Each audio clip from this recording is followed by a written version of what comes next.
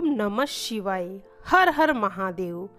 प्रिय भक्तजनों, आज हम सुनेंगे शिव पुराण में वर्णित सोमवार व्रत की कथा, जिसके सुनने मात्र से मनुष्य के कष्ट और दुखों का नाश हो जाता है और मनुष्य की सभी इच्छाएं पूरी होती हैं। एक साहूकार था जिसको धन आदि किसी प्रकार की कमी नहीं थी, परंतु उसे एक दुख था कि उसे कोई पुत्र नहीं था। वो इसी चिंता में रात दिन दुखी रहता और इसीलिए वह पुत्र प्राप्ति के लिए प्रति सोमवार शिवजी का व्रत और पूजन किया करता था। सायंकाल शिवजी के मंदिर में जाकर दीप जलाया करता था।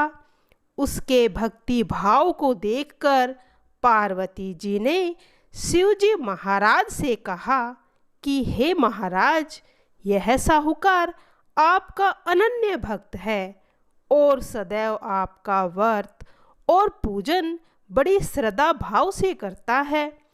इसकी मनोकामनाएं पूरी करनी चाहिए। शिवजी ने कहा कि पार्वती जी, यह संसार कर्म क्षेत्र है। किसान खेत में जैसा बीज बोता है वैसा ही फल काटता है। उसी तरह इस संसार में जो जैसा कर्म करता है उसे वैसा ही फल मिलता है। पार्वती जी ने अत्यंत आग्रह से कहा कि महाराज, जब यह भक्त आपका है और इसको किसी प्रकार का दुख है तो आपको अवश्य ही इसके दुख को दूर करना चाहिए, क्योंकि आप तो सदैव अपने भक्तों पर दयालु हैं, उनके दुखों को दूर करते हैं। यदि आप ऐसा नहीं करोगे तो मनुष्य आपकी सेवा व्रत पूजन क्यों करेंगे।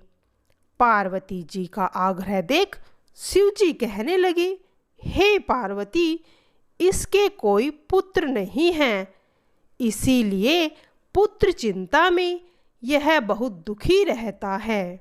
इसके भाग्य में पुत्र न होने पर भी मैं इसको पुत्र प्राप्ति का वर देता हूँ, परंतु वह पुत्र केवल 12 वर्ष तक जीवित रहेगा।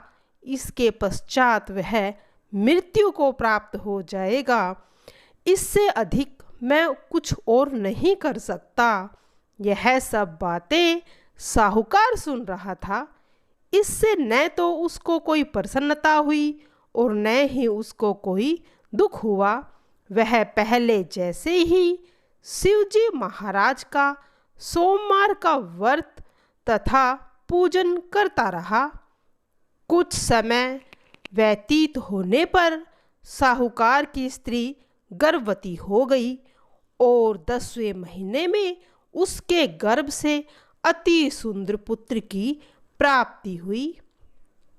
साहूकार के घर में खुशियां मनाई गई, परंतु साहूकार ने उसकी केवल 12 वर्ष की आयु जानकर अधिक प्रसन्नता प्रकट नहीं की और न ही किसी को यह भेद बतलाया। जब वह 11 वर्ष का हुआ तो उस बालक की माता ने उसके पिता से उसके विवाह आदि के लिए कहा, परंतु वह साहूकार कहने लगा, मैं अभी इसका विवाह नहीं करूँगा, मैं तो इसे काशी पढ़ने भेजूँगा। उस साहूकार ने अपने साले अर्थात लड़के के मामा को बुलाया, बहुत सा धन दिया और कहा, तुम इस बालक को काशी पढ़ने ले जाओ और रास्ते में जिस तरफ भी जाओ यज्ञ कराते और ब्राह्मणों को भोजन कराते जाना। दोनों मामा भांजे जगह जगह यज्ञ करते और ब्राह्मणों को भोजन कराते हुए जा रहे थे। तभी रास्ते में उनको एक शहर पड़ा। उस शहर के राजा की कन्या का विवाह था और दूसरे राजा का लड़का जो विवाह के लिए बारात लेकर आया था वह तो एक आंख से काना था। उसके पिता को इस कारण इस बात की चिंता थी कि कहीं वर को देखकर कन्या के माता पिता किसी प्रकार की अड़चन पैदा ना कर दे विवाह में। जब उसने अति सुंदर सेठ के लड़के को देखा तो मन में विचार किया, क्यों न इसे ठुकाव के समय इस लड़के से वर का काम चला दिया जाए। ऐसा विचार कर राजा ने उसी लड़के व उसके मामा से कहा तो वे राजी हो गए। तब साहूकार के लड़के को स्नान आदि कराकर वर के कपड़े पहनाकर घोड़ी पर बैठाकर ढुकावे पर ले गए। इस प्रकार सभी कार्य संपन्न हो गए। अब राजा ने सोचा कि यदि विवाह आदि कार्य भी इस लड़के से करा दिया जाए तो क्या बुराई है। ऐसा विचार कर उसके मामा से कहा, यदि आप फेरों और कन्यादान का काम भी करा दे तो आपकी बड़ी कृपा होगी। हम इसके बदले में बहुत सा धन दे देंगे। उन्होंने यह बात को स्वीकार कर लिया और विवाह कार्य अच्छी तरह से हो गया।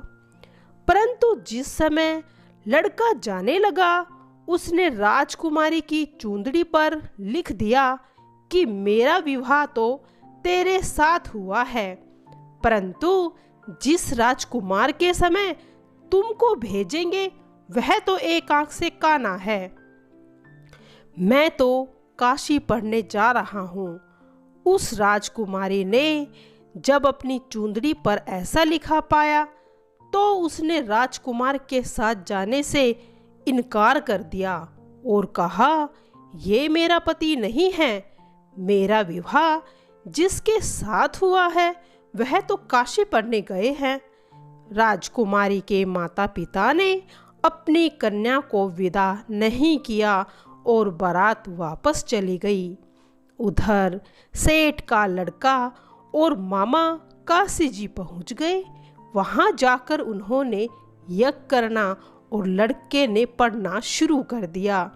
जब लड़के की आयु 12 वर्ष की हो गई तो उन्होंने एक दिन यज्ञ रचा रखा था कि उस लड़के ने अपने मामा जी से कहा, मामा जी आज तो मेरी तबीयत ठीक नहीं है, मुझे कुछ अजीब सा लग रहा है। मामा जी ने कहा, अंदर जाकर सो जाओ। लड़का अंदर जाकर सो गया और थोड़ी देर में उसके प्राण निकल गए।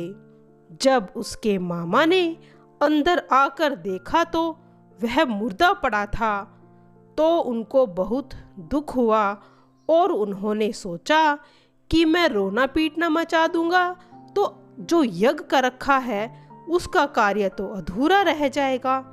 अतः उसने जल्दी से यज्ञ के कार्य को समाप्त कर ब्राह्मणों के जाने के पश्चात रोना पीटना आरंभ कर दिया। संयोग से उसी समय शिवजी महाराज और पार्वती जी उधर से जा रहे थे। जब उन्होंने जोर जोर से रोने पीटने की आवाज सुनी तो पार्वती जी शिव जी को आग्रह करके उनके पास ले गई कि महाराज जी चलो, वहाँ पर कोई रो रहा है।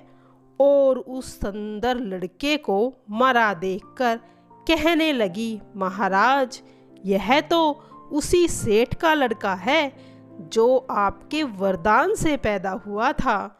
शिव जी ने कहा, पार्वती इसकी थी आयु इतनी ही थी, सो यह भोग चुका है, अब मैं यह कुछ नहीं कर सकता। पार्वती जी ने कहा, महाराज कृपया इस बालक को और अधिक आयु दीजिए, नहीं तो इसके माता पिता तड़प तड़प कर मर जाएंगे। पार्वती जी के इस प्रकार बार बार आग्रह करने पर शिवजी ने उसको वरदान दिया और शिवजी की कृपा से लड़का जीवित हो गया। शिव पार्वती कैलाश चले गए। तब वहाँ वह लड़का और उसके मामा उसी प्रकार यज्ञ करते हुए अपने घर की तरफ चल पड़े। रास्ते में उसी शहर में गए जहाँ उस लड़के का विवाह हुआ था। वहाँ आकर उन्होंने यज्ञ आरंभ किया। तब उस लड़के के ससुर ने उसको पहचान लिया और दासियों सहित बड़े आदर सत्कार के साथ अपनी लड़की और जमाई को विदा किया। जब वह शहर के निकट आया तो उसके मामा ने कहा, पहले मैं तुम्हारे घर जाकर खबर कराता हूँ। उस समय उसके माता पिता अपने घर की छत पर बैठ गए और उन्होंने यह प्रण कर लिया था कि यदि हमारा पुत्र सकुशल राजी खुशी घर आए गए तो हम राजी खुशी नीचे आ जाएंगे, नहीं तो छत से कूदकर ही अपनी जान दे देंगे। इतने में उस लड़के के मामा ने यह समाचार दिया कि आपका पुत्र आ गया है, परंतु उनको विश्वास नहीं हुआ। तब उसके मामा ने शपथ पूर्वक कहा कि आपका पुत्र अपनी स्त्री के साथ बहुत सारा धन लेकर आया है। तो सेठ ने बड़ी प्रसन्नता से उनका स्वागत किया और आनंद के साथ रहने लगे। इस प्रकार जो प्राणी सोमवार व्रत को धारण करता है तथा इस कथा को पढ़ता है, सुनाता है, उसके दुख दूर होकर समस्त मनोकामनाएं पूर्ण होती हैं। इसीलिए इस व्रत को पूरी श्रद्धा और भावना से करना चाहिए, तभी यह व्रत फल देता है। प्रिय भक्तजनों, आपको हमारी यह कथा कैसी लगी? कमेंट सेक्शन में ओम नमः शिवाय जरूर लिखना।